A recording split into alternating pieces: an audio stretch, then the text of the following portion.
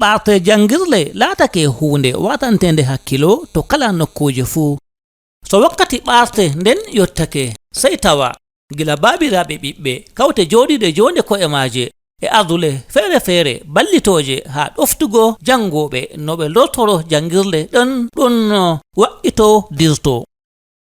mettuɗum ni yiɗɓe lortaago janngirle ɗen woɗɓe kam laatake tampuɓe maa bo aatimme en ɓe ngoda bawɗe no ɓe joɓirana ko'e maɓɓe jobdi janngirle ɗen walla no ɓe coodira kare kutinirteɗe ha jangugo sito ɓe ballitama. Kawtal kodel laatake gotal nder kawte ballitoje ha lortago jangoɓe famɗa sembe en to jangirle kala hitande fuu. Ardiɗo magal arɗo waziri Dr. Umar Dikko famtinan no ka warata. Rowtani min gaɗi ɓikkon nogas e jogon rowani min gaɗi 15 hikka min gaɗi 200 be goɗɗo. Ko waɗata min gaɗa ɗum min giɗi ɓikkon fulɓe janga jaha yeso. E min gaɗa ɗum ɗo nana e min gaɗa ɗum ngam politics ko bo goɗɗo feere minon min gaɗata ngam e min goni hardworking.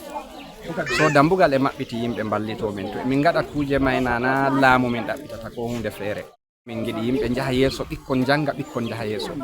Soyde ɓe mbi ɗum bororo en ko fulɓe nder wuro timmata say be jangirde. Ɓingel mari andal ɗo ngel nana belɗum. To kanjum may waɗi hikka min ɗaɓɓiti ballinde yimɓe ɗuɓɓe ɓe ngaɗa e juuɗe.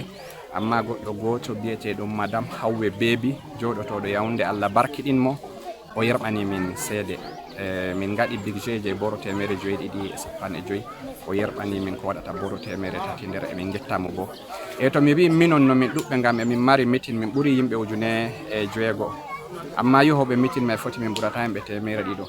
So no min kabda min desa hondere ɗiɗɗiɗi ngam ɓikkon amin jaha l'école. Amma dambugal e maɓɓiti kala to fulɓe ngoni nder duniyaru fuu ɓe ɗaɓɓita wajiri Dr. Umar Dikko ko mi huwatama e mi hollayɓe ɗum e bo mi hollayɓe yimɓe marɓe haaje ballitego ma e ɓe ɗon nana be honduko ta goɗɗo daayo yerɓa seede wara yi'a min yi'a balliteteɓe ma emin getta on bo emin gelana on hayru. Assalamu aleykum wa rahmatullahi wa barakatuh.